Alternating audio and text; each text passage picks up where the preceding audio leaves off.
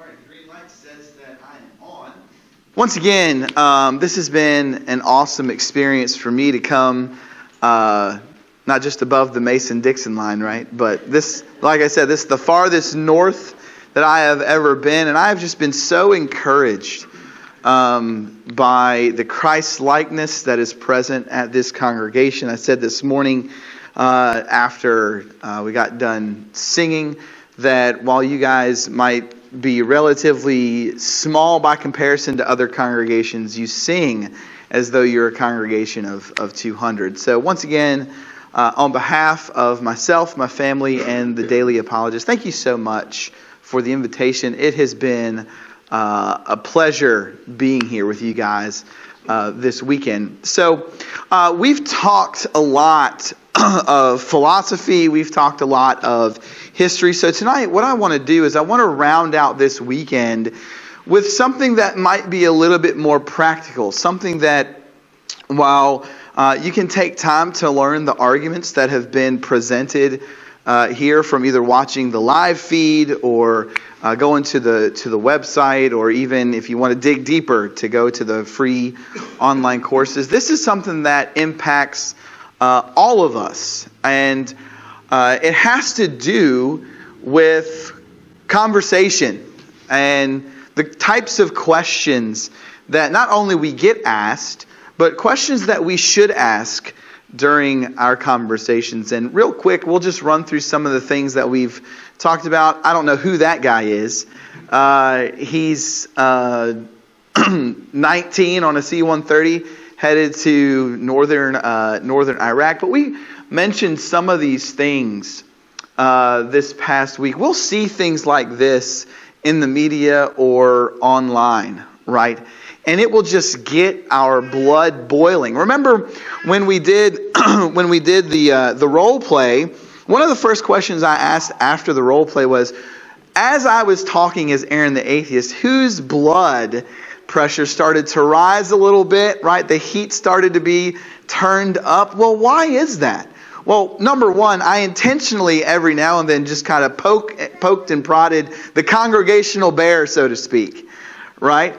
But the other possibility is you were hearing things that you had never heard before, and you didn't know how to navigate it. So when you hear things that you've never heard before, and you don't know how to navigate it, or you see things like this that you've probably never seen before, your blood pressure probably goes up, and the first thing that you want to do, is drop a holy elbow on somebody, right?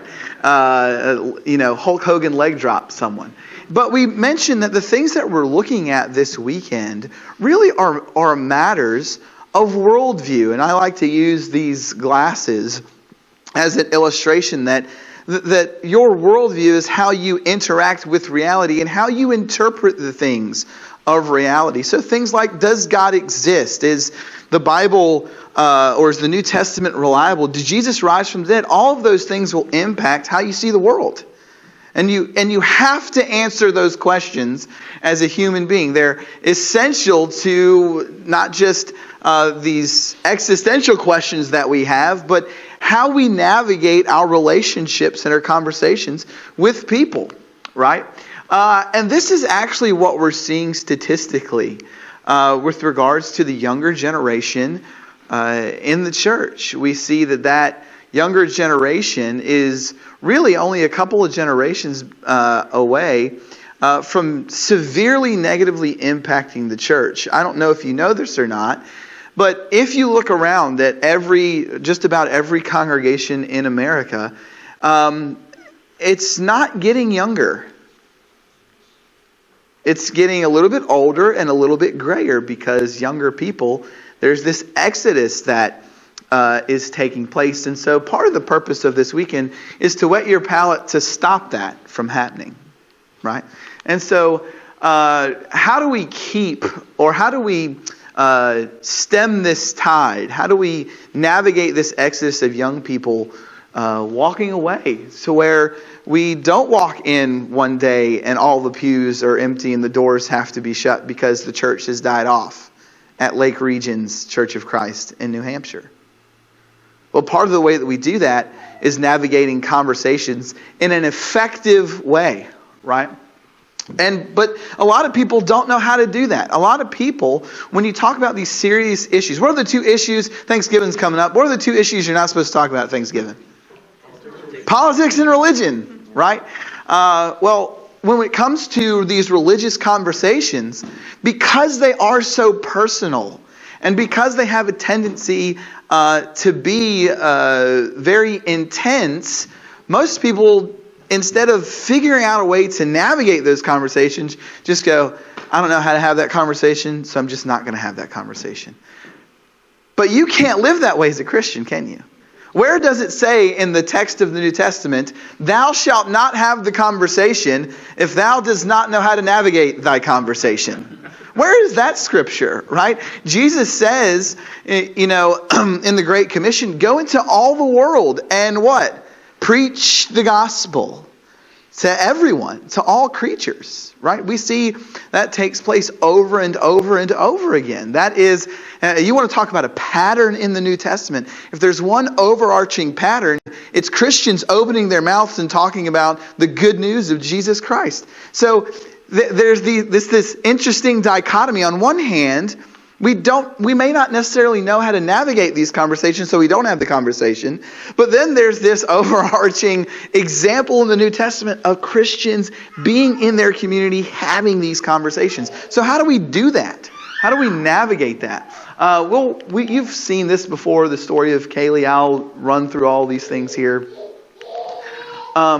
Here's normally how a conversation takes place, whether that's between a non-believer and a believer, or a Christian parent and a Christian teen who might be struggling with doubt. The teen comes to the parent, and the parent has always told the teen, right, we can talk about anything. And so the teen comes to the parent and says, hey, I've got these serious issues going on in my life. I've got some serious doubts about my Christianity. I'm not sure that Christianity is true. And what most parents do is blow up on their kid. How could you have any doubts? You've been going to church your whole life. We've raised you this way. I can't believe that you even doubt your faith. So now that kid is scarred. Or, maybe it's not the parent. Maybe it's the minister that stands up one day and says, if you ever have any doubts about your faith, well, then you're doing Christianity wrong. Or maybe it's simply that the youth minister never talked about these things. And so when the time comes to have that tough conversation, when the time does come to reveal that, man, I've got these serious doubts, there's a negative experience that teen has, and now that teen's scarred. Why? Because we didn't know how to navigate the conversation. We didn't know how to handle this deep-seated existential question that this kid has, or this person has, or that you and I have, or that my wife has, or a member of the church has, right?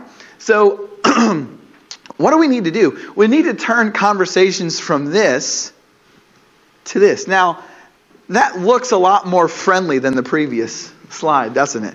Kids got, oh no, goodness gracious. So where it's, hey, it's as if we're having a cup of coffee together, right? And we're just sitting there dialoguing as people who are deeply concerned and deeply care about the other person on the other end of the table. And this applies, and the method that I'm going to show tonight applies to every conversation you have with people that you come in contact with. And I want to share a story real quick before we dive into a biblical example.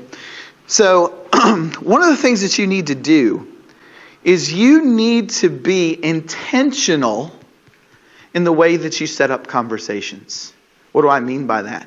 You have to go in with a plan to set up conversations. So I take this to the extreme, as most Marines do. Right, Bob?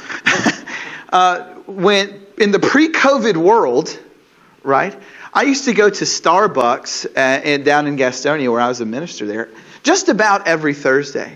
And it didn't matter what I was doing. If I was getting a lesson ready, a Wednesday night lesson, or if I was studying for something in school during my master's program. I would take a stack of books about the resurrection.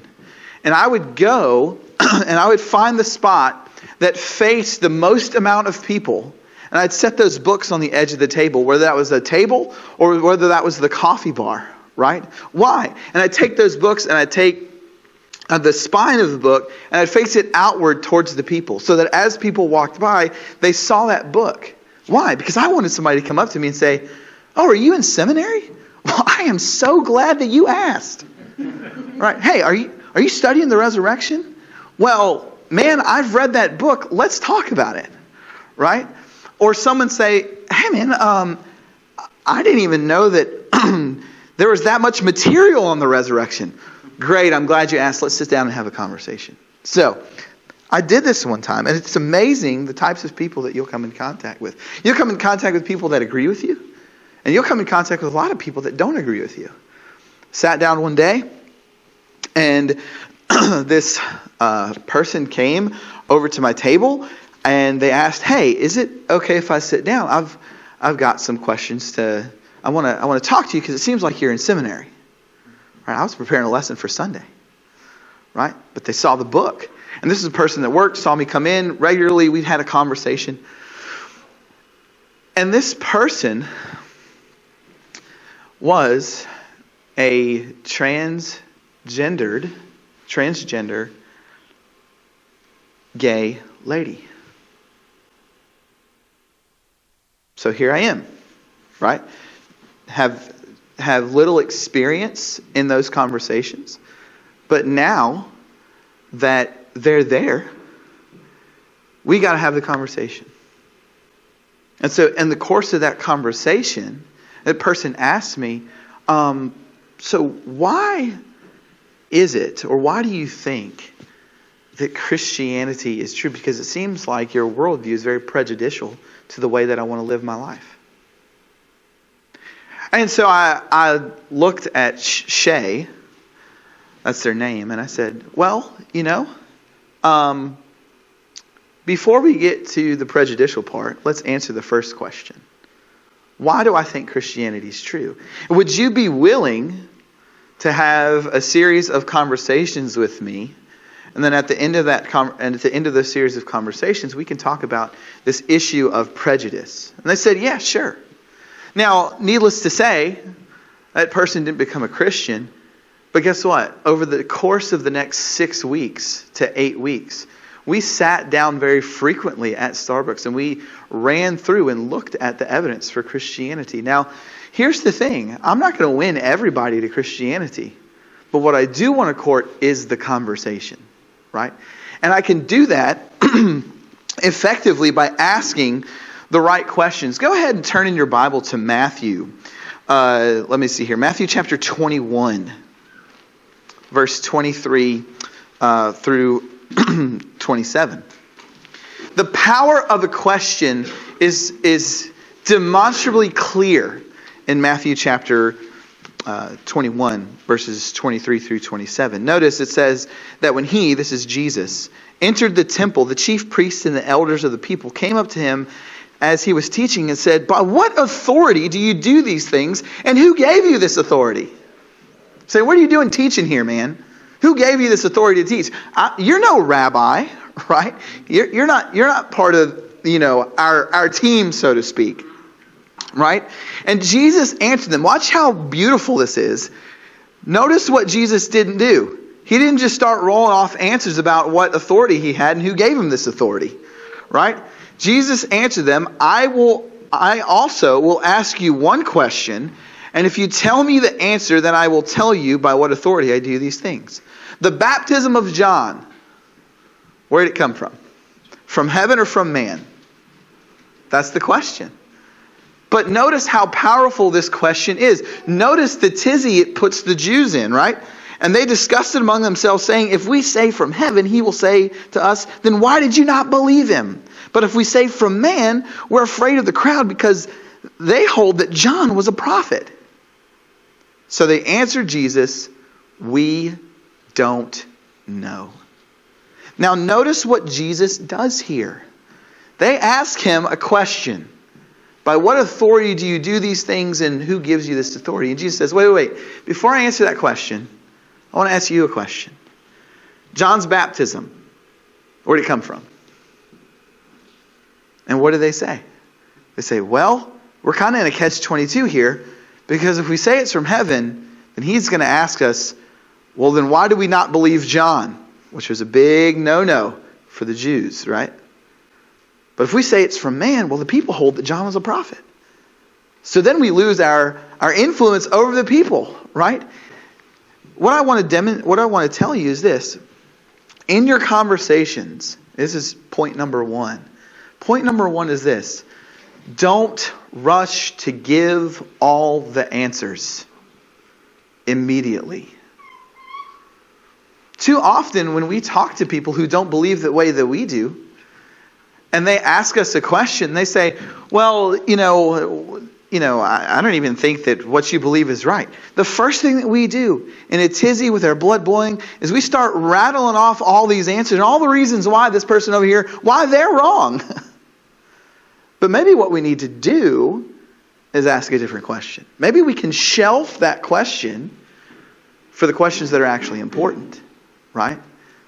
Remember that illustration I gave in Starbucks. I think that Christianity is prejudicial towards the way that I want to live my life. Okay, well, before we talk about that, let's ask the question, is Christianity even true? I was sitting on the bleachers one time, my first semester at Longwood University after I came back from Iraq. My brother played rugby, and he was a Marine as well. And so I'm sitting on the bleachers, and this lady comes over, and she sits down next to me. And she goes, hey, are you Marine's brother? My brother's nickname on the rugby team was Marine. So he goes, she's like, are you Marine's brother? I'm like, yeah, I'm his twin brother. She goes, okay, so you're doing like the whole youth minister thing up the road, right? I'm like, yeah, sure. She goes, well, I'm a lesbian. Am I going to hell?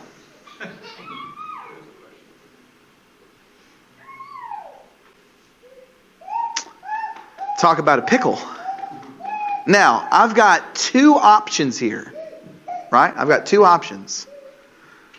I can give her both barrels and say, to hell in a handbasket, darling, and just call it a day. Or I can do what Jesus did. Hey, I understand that you're asking this question.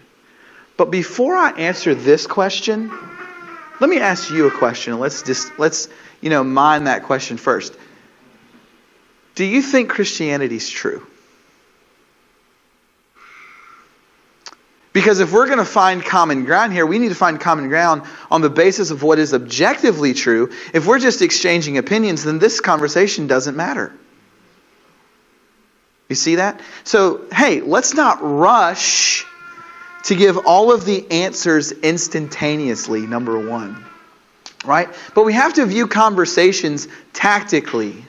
This is, whether you know it or not, conversations are like chess. They really are.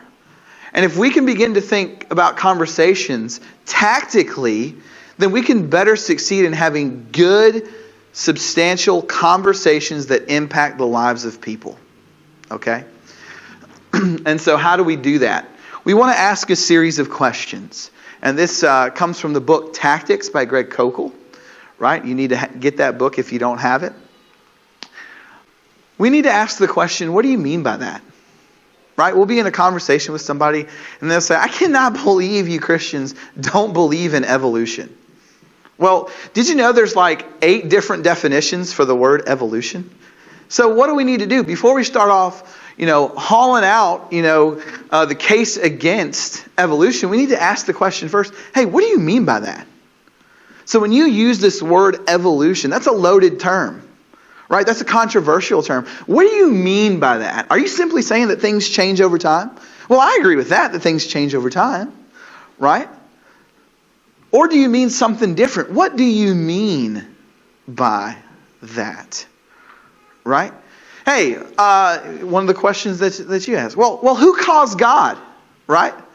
Okay, before we answer that question, what do you mean by God? What do you mean by that? What do you mean by that term God? Are you simply talking about like Zeus, Poseidon, Mars? I mean, these are all created gods, right? Or are you talking about like the God of Christianity that by definition is eternal? Like which one of those are you talking about? What do you mean by that, right? Hey, the Gospels are full of contradictions, right? That's one of the charges that we'll get. Okay, well, let me ask you a question. What do you mean by that? What do you mean by contradiction? Do you mean just a difference? Because a difference is not a contradiction. Or do you mean that there's something in the Gospels that would be the equivalent of saying, I'm a married bachelor? Right? So this is a very important question. This is a simple question, but a very powerful question. What do you mean by that? Now, when I ask that question, that gives me the opportunity, tactically, one, to become a good listener of the other side. It shows the other side, and this is where we should absolutely positively be in our spirit and in our heart. We show the other side that we genuinely care about what they mean. But it also gives us the opportunity, or gives the other side the opportunity to reveal to us if they really know what they're talking about. Right? If they really are studied in this area, or are they just a parrot, right? If they're just a parrot that's repeating something that they heard online or from their parents or from some influencer, right? So what do you mean by that? Okay? If you're ever in a tough conversation, and it also gives us to get genuine clarification about things that we don't know. Newsflash, you're going to be in a conversation where you're not going to know what this person's talking about. I don't know if you knew that or not. Right? So why not ask, what do you mean by that? So that you can have an understanding of where that person's coming from. All right? So we ask the question, what do you mean by that? Right? Okay, so what do you mean by that? Then we ask the question, all right, so how did you arrive at that conclusion? Right? I'm sitting on the other end of this table, right? And we talked a little bit about moral nihilism today at lunch with David and his family. So let's say I'm on the other end of a conversation with somebody who's a moral nihilist, who believes that moral facts and moral truths do not exist. Well, before I start running into, the moral argument for the existence of God, I want to ask that person, okay, so take me along this journey here. How did you arrive at the conclusion that moral facts do not exist? Or how did you arrive at the conclusion that God does not exist? Or how did you arrive at the conclusion that the New Testament is not historically reliable? Or why do you not think that Jesus didn't rise from the grave? How did you arrive at that conclusion? Why is that important? Once again, I get the opportunity to display to the other person that I genuinely care about their position. But it also gives me the opportunity to analyze their argument. Notice, I haven't said, lay out all your syllogisms, right? I've simply said, how'd you arrive at that conclusion? Well, if I'm asking the question, how did you arrive at that conclusion? What do they have to give me? How they arrived at that conclusion, which means they need to start at point A and walk me through all the steps to their conclusion. And in doing so, right, I get to sit and I get to analyze. All right, well, that answer right there doesn't make sense. Well, I'm not a Christian because the church burned me. We've heard that before, right? Well, what does the church burning you have to do with the truth claims of Christianity? Jesus rising from the dead has nothing to do with whether, brother so-and-so burned you 20 years ago. Has nothing to do with that. Those two things are in no way connected, right? All right, so what does that tell me? That tells me that this guy over here is not a Christian because of evidence. He's not a Christian because of a relationship that he used to have. See the difference there? But I don't even get to that point if I don't ask the question, how'd you arrive at the conclusion? What do you mean by that? How did you arrive at that conclusion? The other thing that I want to do is I want to follow up after that conclusion. I want to ask if-then questions, right? If-then questions. Okay, so let me get this straight. You're not a Christian because brother so-and-so burned you 20 years ago. Now, if that's the case, then doesn't it follow that the reason for you not being a Christian is emotional rather than factual? Isn't that the case? Right? See, and that's just a simple question. If what you're saying is true, then doesn't it mean the following things? Right? Well, hey, if God exists, then God must have a cause. Okay? Well, if what you're saying is true, right, then it seems to me it follows that you're making a category error, because that which is uncaused cannot be caused, right? So we want to ask these if-then statements. So 3 questions, 3 simple questions that if you utilize in your conversations will help you have better conversations with people and will help us navigate these tough conversations better. Number 1 is, hey, what do you mean by that? Number 2, how did you arrive at that conclusion? And then, hey, if that's true, then doesn't this follow?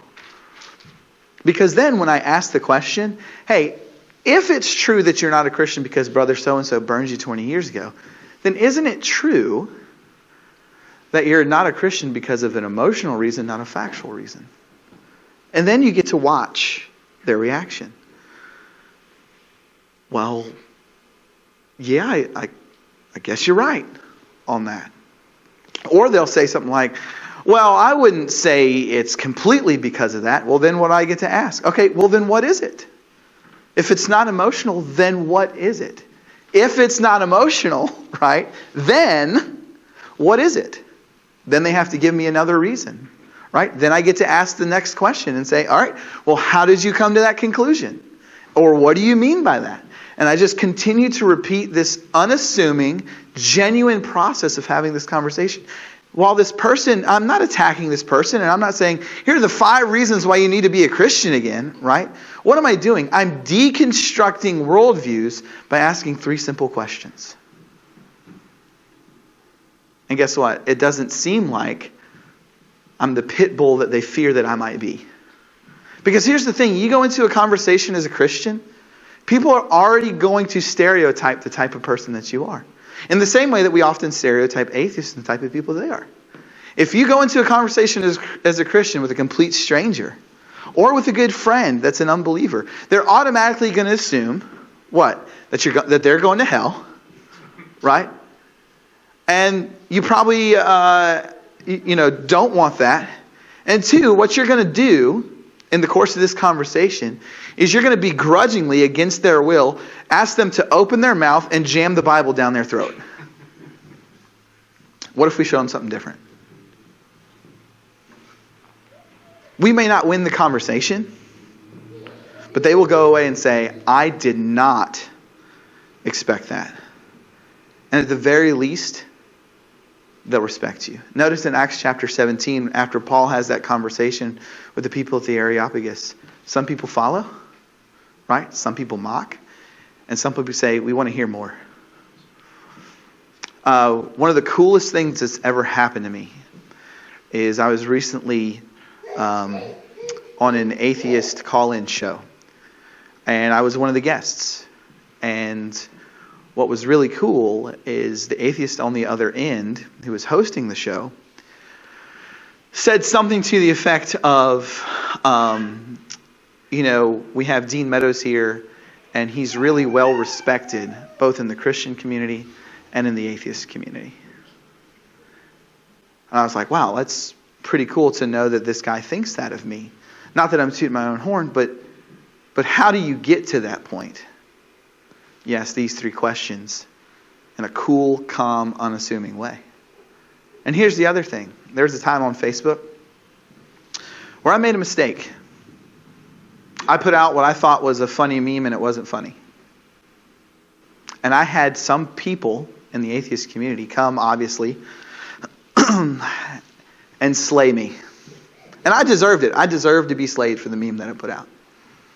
But you wouldn't imagine how many people in the atheist community came to my rescue and said, listen, this is not who he is, right? And this is not what he's about. As far as we're concerned, this is just one mistake. And hey, he's good to go. You shouldn't judge him off of one mistake. Now think about that. Think about that for a second. What if we could court that kind of respect from the people on the other ends of these conversations? Right? It still opens up the dialogue, still opens up the pathway for them to hear about Jesus, but we're well respected. The Bible teaches us that we should seek the respect and be respected by the people in our own communities. Whether we agree with them or disagree with them, the only way we do that is by navigating these conversations. I don't get that respect in the atheist community if I don't navigate conversations with this method. And so here's the thing. How you talk to people is just as important as what you say to them. Right? As I said in the first night, you can have all of the answers to their questions. But if we act like jerks, it doesn't matter. Jesus turned over the tables in the temple because he knew that's what those people needed. Jesus didn't turn over every table he ever saw. Right? So we don't have to be table turners. Right? Let's just be Paul in Acts 17 at the Areopagus and have well-meaning, good, respectful conversations with people. But maybe that means, here's the thing, maybe that means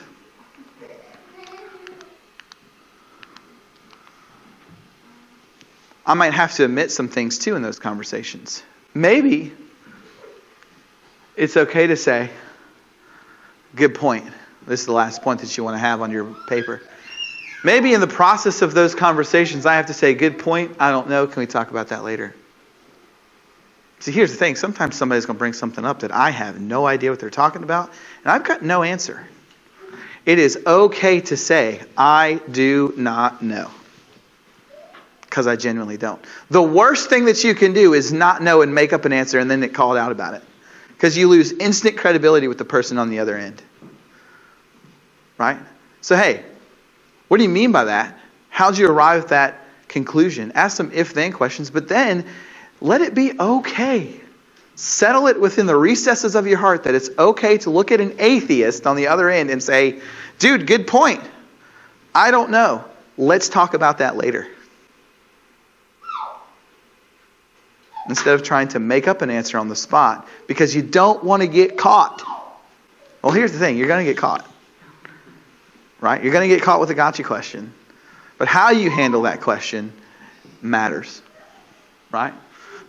We've already looked at that. So, practical application that pairs both the apologetics that we looked at this weekend with ways to navigate your conversation.